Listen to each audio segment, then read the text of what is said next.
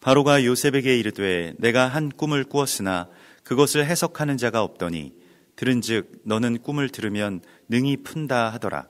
요셉이 바로에게 대답하여 이르되 내가 아니라 하나님께서 바로에게 편안한 대답을 하시리이다. 바로가 요셉에게 이르되 내가 꿈에 나일 강가에 서서 보니 살찌고 아름다운 7 암소가 나일 강가에 올라와 갈밭에서 뜯어먹고 그 뒤에 또 약하고 심히 흉하고 파리한 7 암소가 올라오니 그같이 흉한 것들은 애굽 땅에서 내가 아직 보지 못한 것이라. 그 파리하고 흉한 소가 처음에 7 살진 소를 먹었으나 먹은 듯 하지 아니하고 여전히 흉하더라. 내가 곧 깨었다가 다시 꿈에 보니 한 줄기에 무성하고 충실한 7 이삭이 나오고 그 후에 가늘고 동풍에 마른 7 이삭이 나더니 그 가는 이삭이 좋은 7 이삭을 삼키더라. 내가 그 꿈을 점술가에게 말하였으나 그것을 내게 풀이해 주는 자가 없느니라. 요셉이 바로에게 아뢰되 바로의 꿈은 하나라.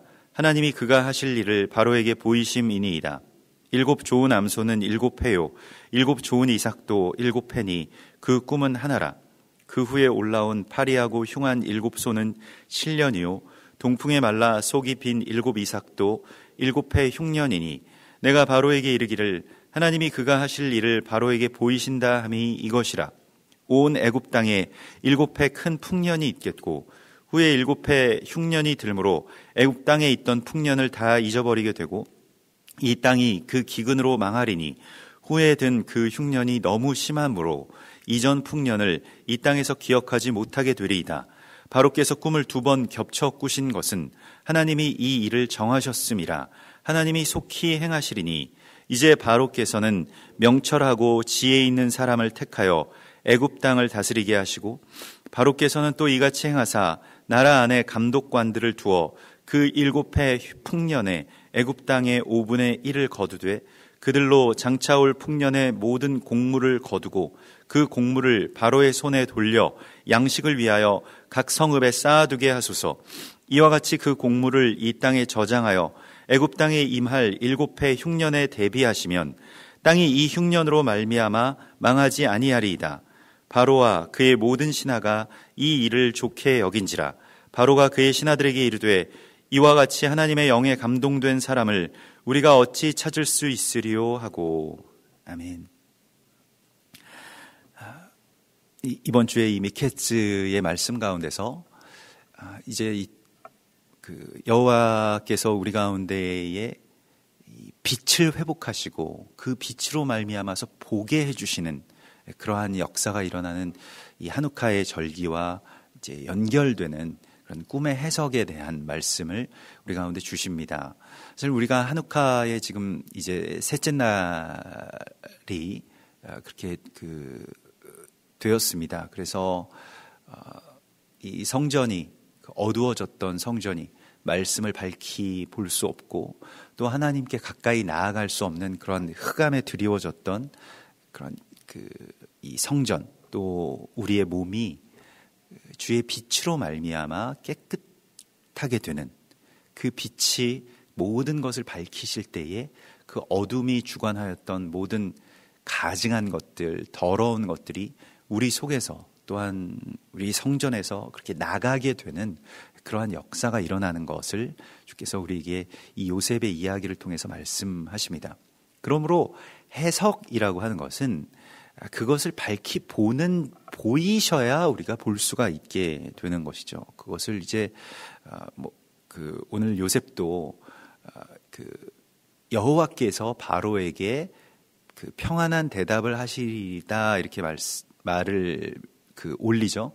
그 평안한 대답이라고 하는 것을 이제 샬롬 아나라고 해서 이 대답이라고 하는 것을 이제 아나라고 하는데 이 아나는 보이다라고 하는 그런 뜻이 먼저입니다.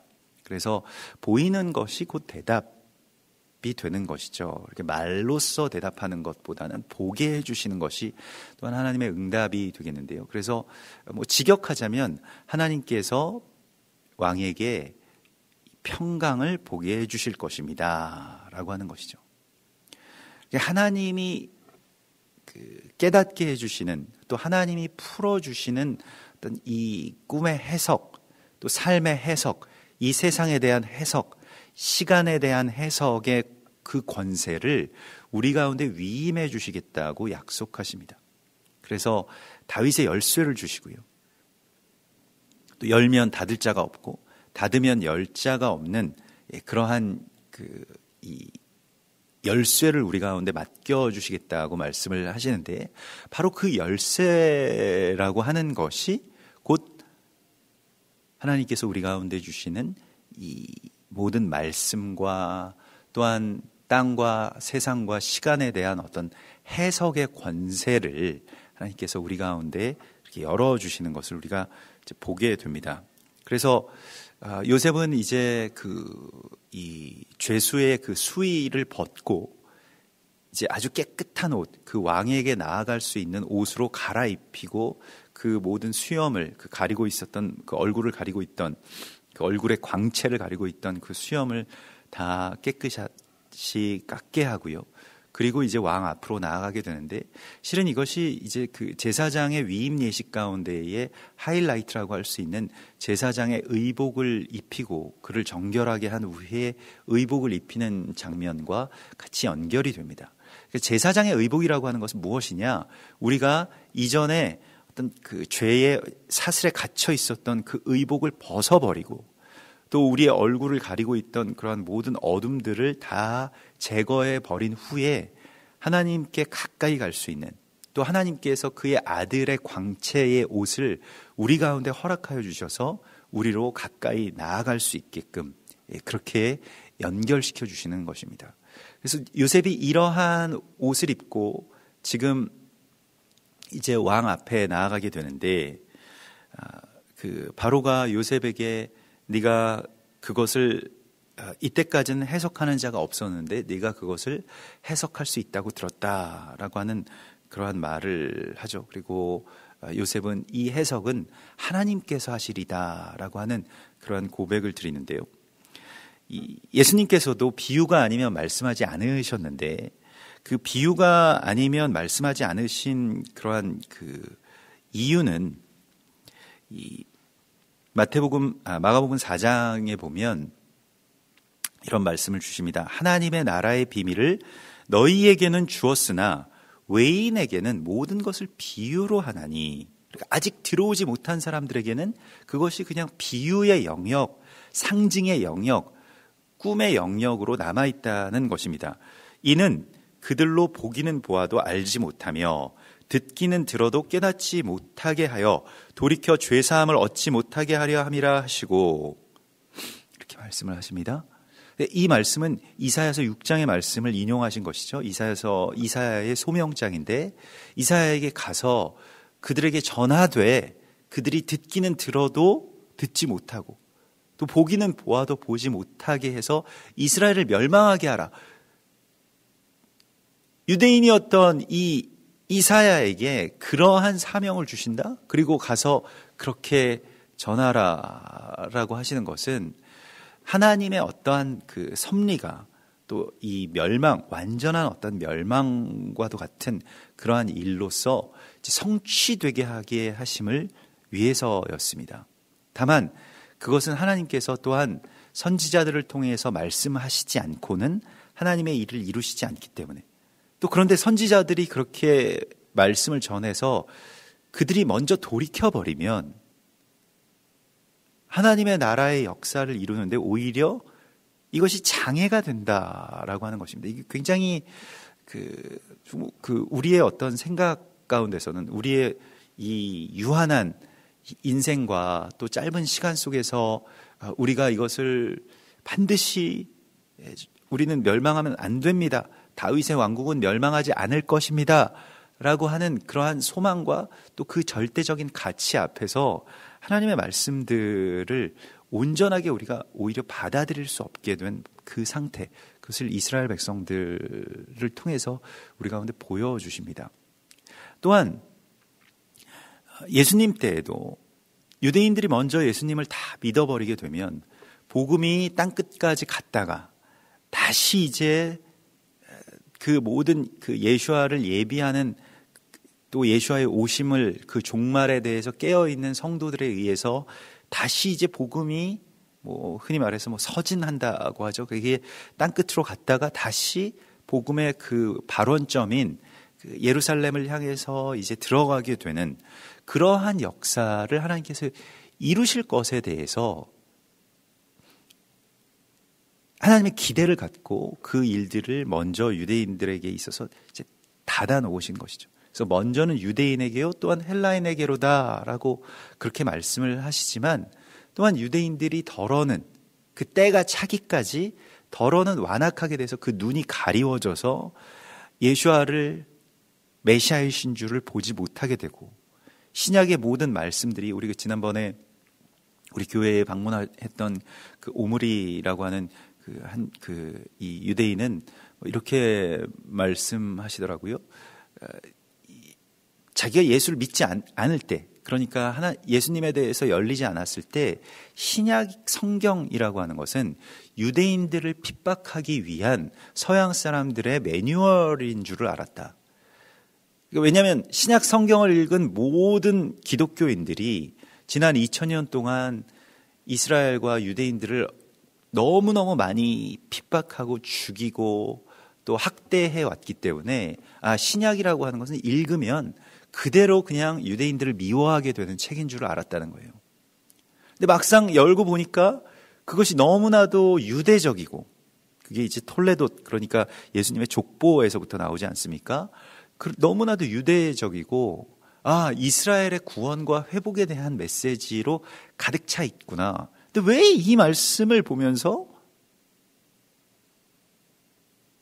이 열방에, 이 서양에 기독교인들은 눈이 가려져서 오히려 이방인들이 이스라엘과 하나 되는 이 메시지를 반대로, 역으로 유대인들을 죽이고 핍박하는 데로 썼는지, 그것에 대해서 굉장히 안타까웠다라고 하는 그러한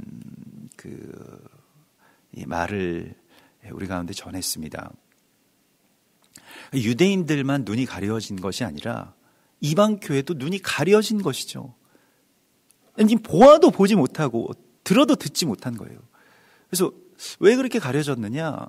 왜 그렇게 다른 교회들은 알지 못하느냐? 이 한 세 사람, 이 원료맨의 메시지에 대해서 유대인들과 하나가 돼야 된다라고 하는 이 말씀을 왜 듣지 못하느냐? 오히려 저한테 물으시더라고요. 그래서 아마도 로마서를 그냥 8장까지만 읽으시는 것 같다. 대부분은 그냥 죄와 사망의 법에서 자신을 구원해 준 그 이야기 속에 갇혀 있는 것 같다. 제가 그런 말씀을 드렸습니다. 11장까지 또 그 이후의 말씀까지, 또 에베소서 1장과 2장의 말씀, 또 성경 전체에 그렇게 감추어져 있는 어떤 보화와 같은 그러한 이 원료맨의 메시지들을 우리가 나라고 하는, 또 내 처지, 나의 상황, 이런 것에 갇혀 있게 되면 이게 마치 우리가 생활이 어려우면 거대 담론 같은 것이 우리 가운데 들어올 여지가 없게 됩니다. 취업이 안 되는데 무슨 이념이니 나라니 이런 거 생각할 겨를이 없게 되거든요. 마찬가지 이야기입니다. 내가 나의 형편 가운데 갇혀 있게 되면 하나님의 나라의 이러한 빛이 다 사그라들게 됩니다. 그러면 이 해석이 되질 않는 거예요.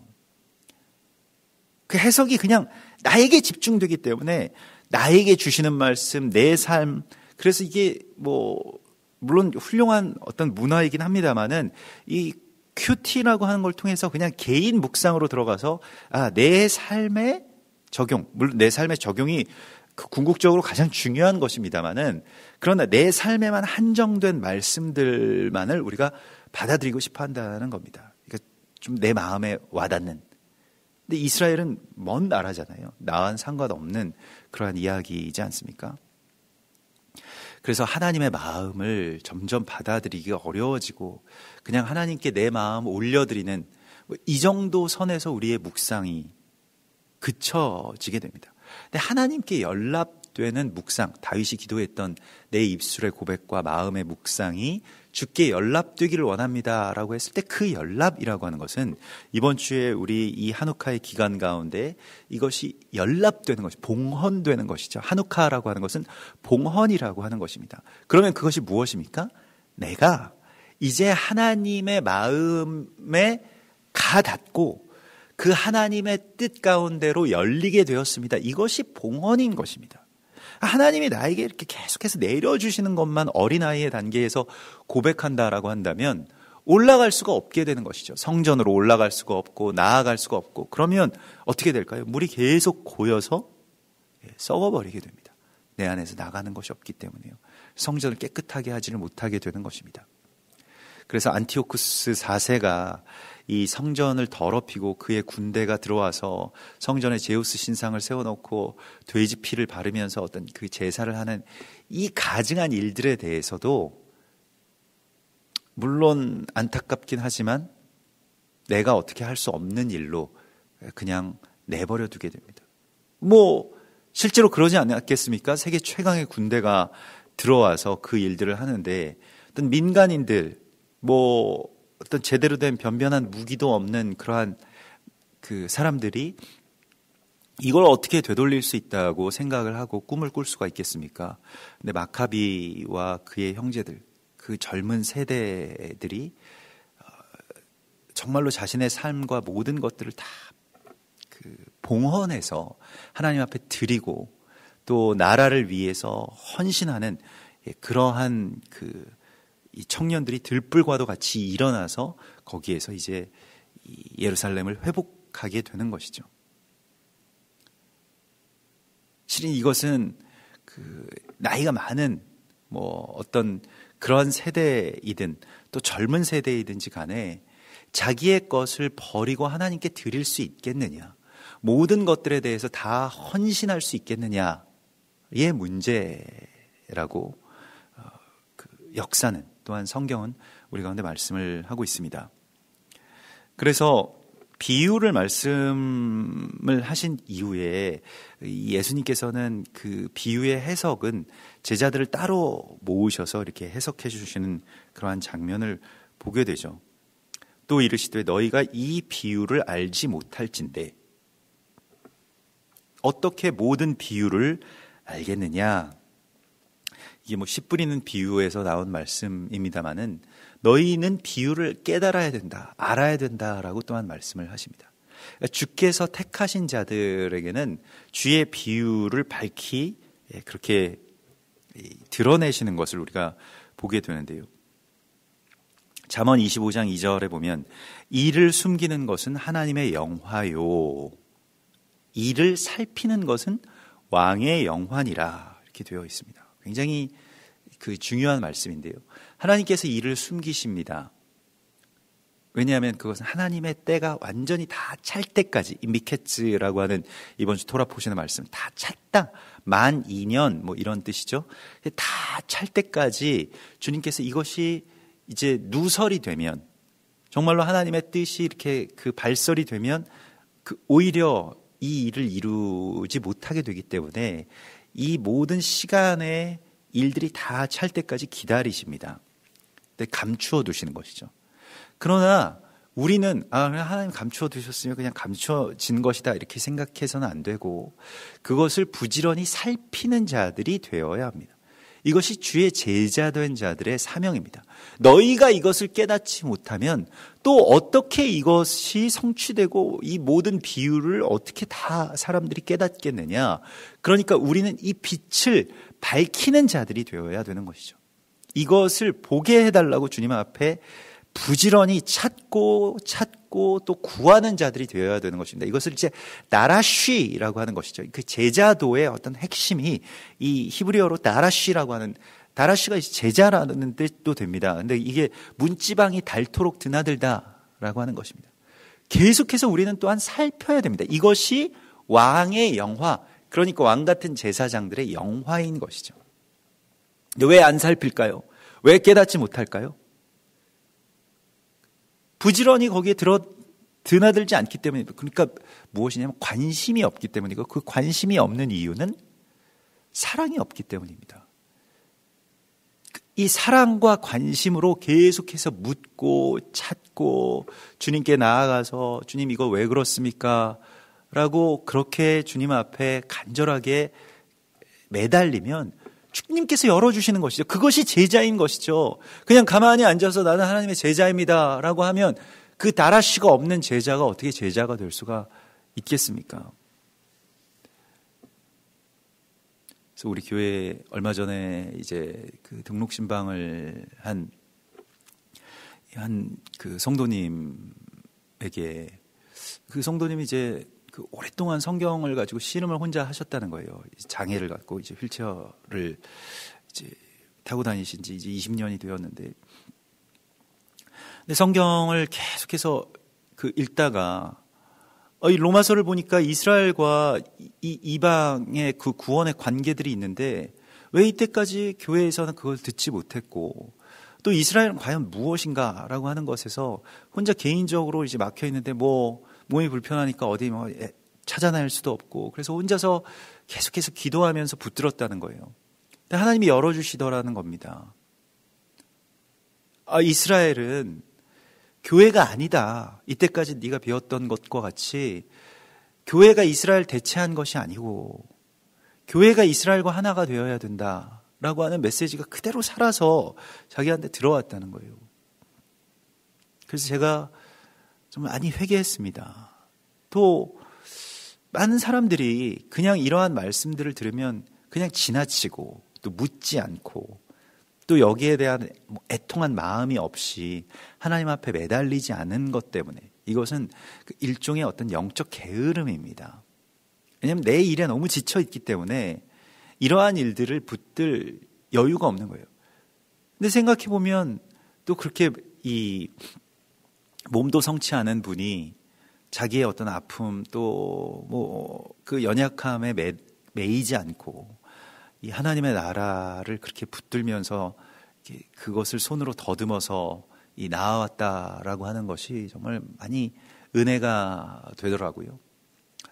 우리의 이 해석이라고 하는 것은 물론 하나님의 권세에 달려 있습니다만은, 그러나 이것은 또한 왕의 영화라고 주께서 말씀을 하십니다. 이걸 살펴야 되는 것이죠.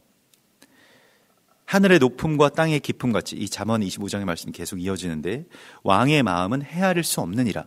그렇죠. 이 꿈의 영역, 비유의 영역은 우리 가운데 이렇게 닫혀 있어서 그게 헤아릴 수 없는 것이지만은, 그래서 그것이 그 때마다 하나님께서 열어주시는 어떤 그 조명하는 이 각도에 따라서 이 때마다 좀 다를 수가 있죠. 때를 따라 주의 양식을 나누어 줄 그 청지기들을 주께서 또한 찾으시는데요. 그러면서 이런 말씀을 하십니다. 은에서 찌꺼기를 제하라. 그리하면 장색에 쓸만한 것이 나올 것이라고 말씀을 하십니다. 그래서 이 은 그릇에 찌꺼기를 제거하는 것, 그것이 우리의 몫이라는 겁니다. 그러니까 해석이라고 하는 것은 주의 권세이죠. 그러면 그 해석이 우리 가운데에 온전하게 담기도록 우리는 무엇을 해야 될까요? 순전한 그릇을 만드는 것입니다. 이번 주에 이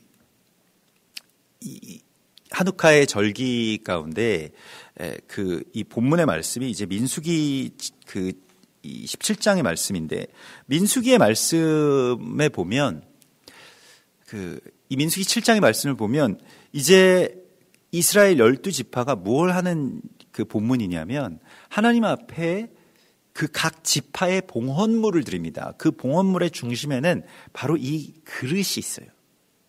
그 모든 봉헌물들을 그릇에 담아, 이 은 그릇에 담아서 이렇게 올려드리게 됩니다. 그런데 은이라고 하는 것은 성결하고 거룩한 것이지만은 또한 오염물에 굉장히 취약하지 한 것이죠. 가장 잘 반응하게 되는 것이고요. 그래서 거룩이 훼손되는 것, 또 그러한 어떤 것들을 다 제거하고 참된 그릇, 그 성결한 그릇을 만드는 것이 성전의 정결함과 연결이 되는 것이고요. 또한 오늘 이 해석의 이야기 가운데서 요셉이 자기 안에 있었던 많은 어떤 생각, 원망, 상념, 억울함, 이런 것들이 다 제거되었을 때 요셉에게서는 아주 찾아볼 수가 없습니다. 어떤 원망이나 또 어떤 삶에 대한 후회나 아니면 그 상처나 이러한 것들이 자기 안에서 병폐가 되면 하나님이 담아주셔도 그게 금방 다 같이 오염이 돼버리는 거예요. 그릇이 더러운데 개밥 그릇 같은 것에다가 아무리 좋은 성찬을 담아댄다고 한들 그것을 누가 먹을 수가 있겠습니까? 거기에 담겨진 그릇을요. 그 음식을요.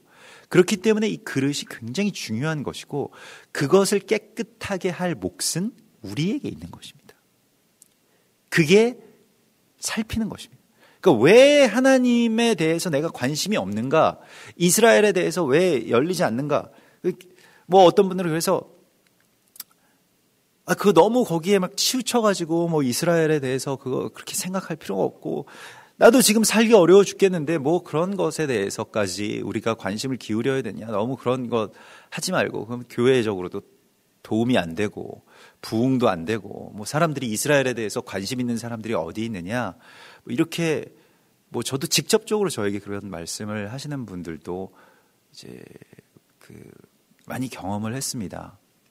그런데 이제 보게 되면 우리가 우리 안에서 내 안에서 어떤 나에 대한 초점, 나에 대한 연민, 또 그것 때문에 많이 받게 된 어떤 그런 상처들의 그 찌꺼기들을 다 제거하고 나면 주님께서 담아주시는 것이 이 말씀에 대한 해석인 것이죠. 주님은 담지 못하셔서 넘치도록 부어주시지 못해서 안달이 나신 분입니다. 주님께서 부어주시기 시작하면 이게 넘쳐서 주체할 수가 없는 거예요. 전하지 않으면 안 되고 또 선포하지 않으면 안 되고 행하지 않으면 안 되게끔 주께서 부어주실 텐데 은에서 장색이 그 찌꺼기로 말미암아서 완전히 더럽혀져 있는 어떤 그런 상태. 그것이 헬라의 군대, 그 헬라 군대뿐만이 아니라 우리 안에는 나 때문에 그런 일들이 벌어지게 되는 것이죠. 이 세상의 물들에 완전히 물들어 버려가지고요. 이 쓸모없는 그릇이 되어버린 또한 가증한 성전처럼 되어버린 우리 안을 주께서 이제 깨끗하게 해주시는 것. 그것은 우리의 꿈을 통해서 우리의 갈망을 통해서 이루어진다라고 말씀을 하십니다. 그래서 너는 그 꿈을 들으면 능히 푼다 라고 이제 그 바로 왕이 말을 하죠. 이 푼다라고 하는 것에 대해서 우리가 어제도 나누었던 것과 같이 이것이 이제 연다라고 하는 어떤 그 파타르라고 하는 그 히브리 말인데요. 시편 119편 130절에 보면 주의 말씀을 열면 빛이 비치어 우둔한 사람들을 깨닫게 하나이다. 내가 주의 계명들을 사모함으로 내가 입을 열고 헐떡였나이다. 막 입을 열고 헐떡이는 우리 강아지들 그런 모습처럼 그렇게 이 말씀에 대한 사모함으로 그 빛에 대한 사모함이 있을 때에 주의 말씀이 열리게 되는 것이죠. 근데 이게 없고 그냥 팔짱 끼고 다리 꼬고 앉아서 뭐 잘하나 한번 보자. 잘하면 내가 한번 들어보고 한번 생각해 보겠다. 이런 자세로는 하나님의 말씀이 들어올 수가 없습니다. 이거 어떤 쇼를 보러, 무슨 설교 쇼를 보러 교회에 오는 것도 아니고요. 우리가 그렇게 물론 설교를 아주 잘 하시는 딜리버리가 좋고 또 말씀의 구성이 좋은 분들에게는 받기가 좀 쉽죠.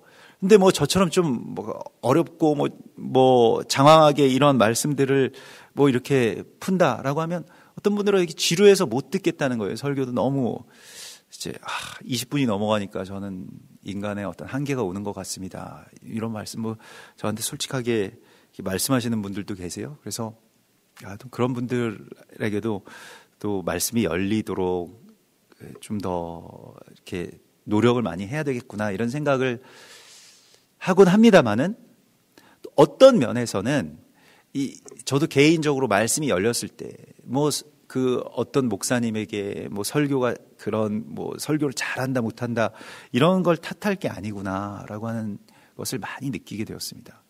그냥 주님의 빛이 비추면 그 어떤 말씀 안에서도 큰 감동이 있더라고요. 설교를 아주 잘하고 못하고 이거는 그냥 우리 귀의 어떤 취향의 차이일 뿐입니다. 근데 그 말씀의 복음의 본질 안에서는 내 판단, 내 생각들, 이건 생각이 왜 이러나 이런 것들 다 제거하고 나면 복음의 본질이 내 안에 그냥 바로 들어오게 되는 것이죠. 근데 내가 왜곡되어 있기 때문에 사람들이 나에게 맞춰주지 않으면 이 말씀이 나에게 이 회로가 맞춰주지 않으면 들어오지 못하게 되는 그 완악한 상태가 문제인 것입니다. 그걸 되돌리면 하나님의 말씀이 그대로 들어오게 됩니다. 빛으로서 정말로 관통하게 되는 것이죠. 관절과 골수를 찔러 쪼개기까지 하는 그러한 아주 강력한 말씀이 되는 것이죠. 제가 그걸 언제 느꼈냐면 정말로 제가 성령의 어떤 세례를 받고 항상 늘상 드리던 예배에 갔습니다. 그날따라 목사님이 말씀을 잘 하신 것도 아니에요. 근데 모든 말씀이 그냥 목사님은 그냥 그 평상시에 말씀을 하시는데 모든 말씀이 내가 너를 사랑한다 라고 하는 말씀의 어떤 빛으로 그걸 다 그렇게 드러내더라고요. 그래서 이게 말씀이 열린다라고 하는 것이구나 라고 하는 것을 그 가운데에 이렇게 깨닫게 되었죠. 오늘 주님께서 능히 푼다라고 하는 이 파타르라고 하는 것을 연다라고 하는 그런 개념으로, 그러면 열리는 것은 사모하는 자들에게 열리는 것이고요. 또한 이 푼다라고 하는 개념, 이 파타르를 이제 히브리 랍비들은 이 글자의 어떤 순서를 바꾸면 이제 토페르가 돼서 이 토페르라고 하는 것은 이제 꿰다라고 하는 것이다. 바느질 이러한 것을 이제 토페르라고 하는데 이것에 대한 그 권세를 주시는 것이라고 또한 말씀을 하시고 있는 것이죠. 그래서 하나님의 어떤 흩어져 있는 또 연결되지 못했던 것들을 연결시키는 것. 그게 이제 이 슬기로운 그 현숙한 여인들이 행해야 되는 일이고 이게 교회의 사명이기도 한데요. 이게 이제 그 시실과 날씨를 직조해서 그 거대한 어떤 그 제사장의 의복을 만드는 이야기. 그게 이제 현숙한 여인들의 몫입니다. 이게 우리들의 몫이고요. 그것은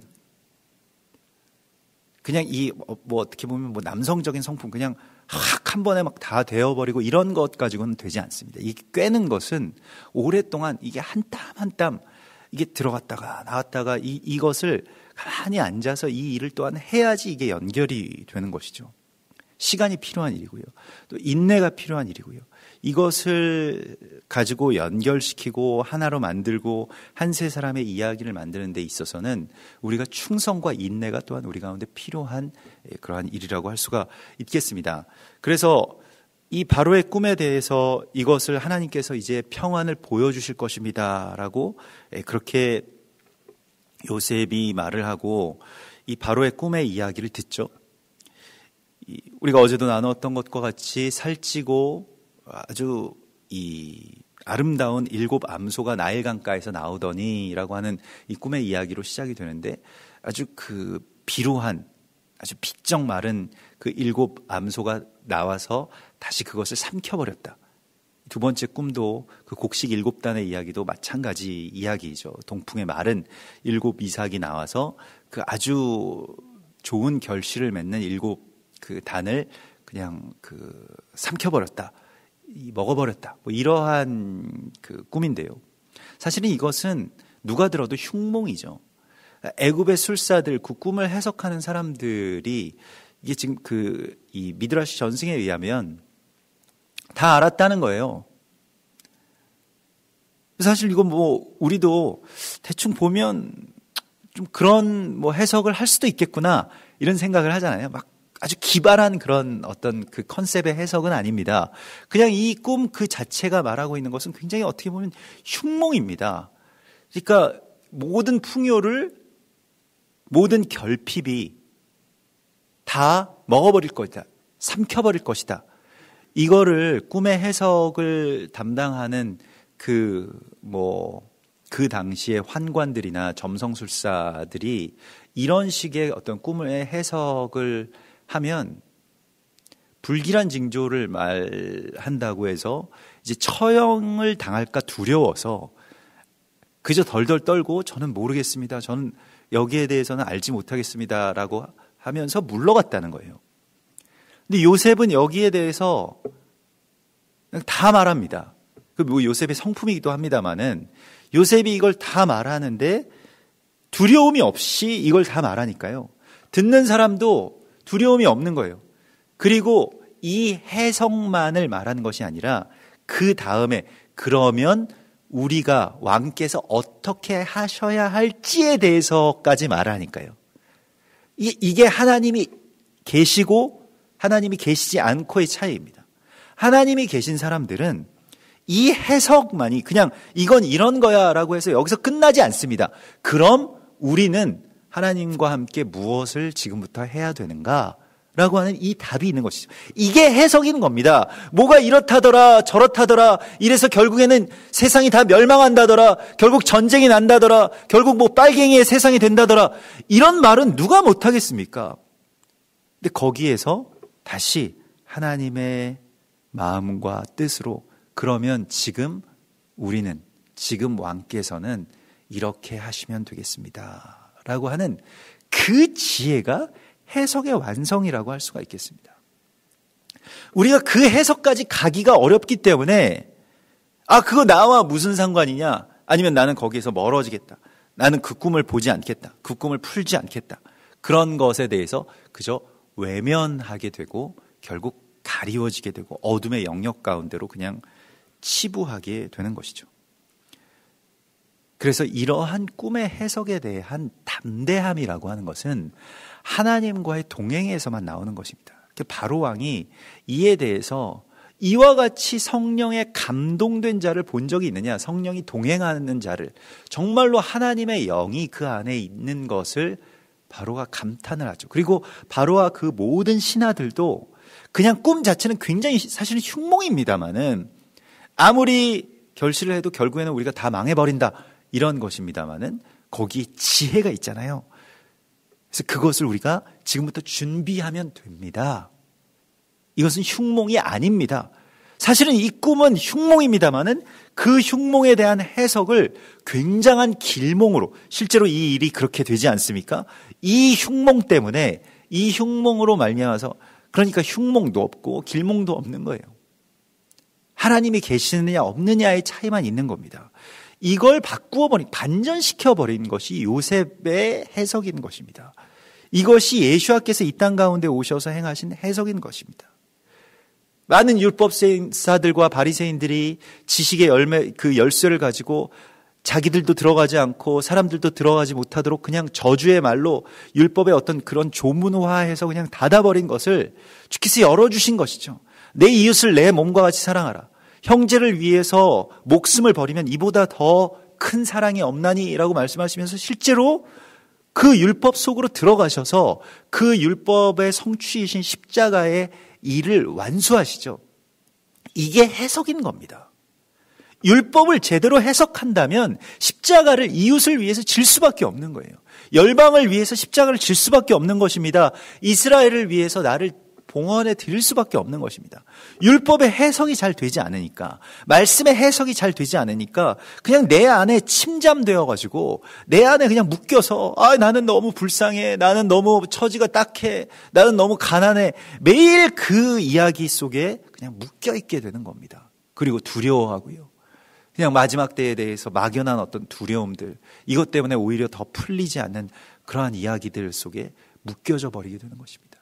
그러나 하나님께서는 오늘 우리에게 이것을 열어주시는 권세를 주셨습니다.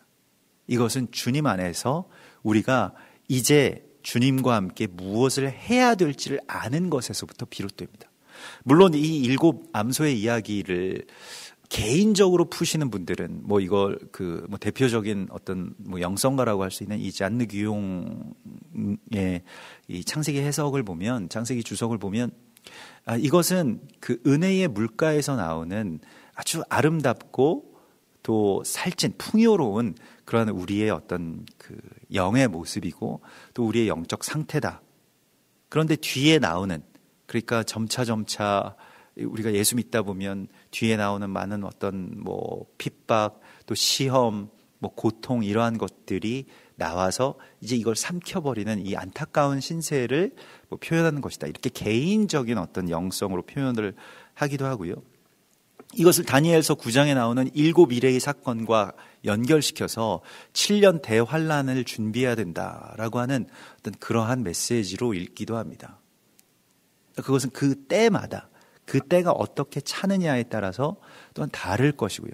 또 그 때에 맞게 하나님께서 주신 것이기 때문에 이것은 이제 만 2년이라고 하는 그 미켓 샤나, 이건 그 두 개로 연결되어 있고 또 나뉘어진 것처럼 보이는 이 이중의 이야기를 통해서 나의 개인에게 주시는 이야기이기도 하고 이것이 전체의 어떤 인류나 나라에게 주시는 그러한 메시지로도 우리가 읽을 수가 있을 것입니다. 근데 이것은 그게 뭐가 답이냐라고 하는 게 중요한 것이 아니고 내 안에 어떤 말씀까지 받아들일 수 있는 준비가 되었느냐.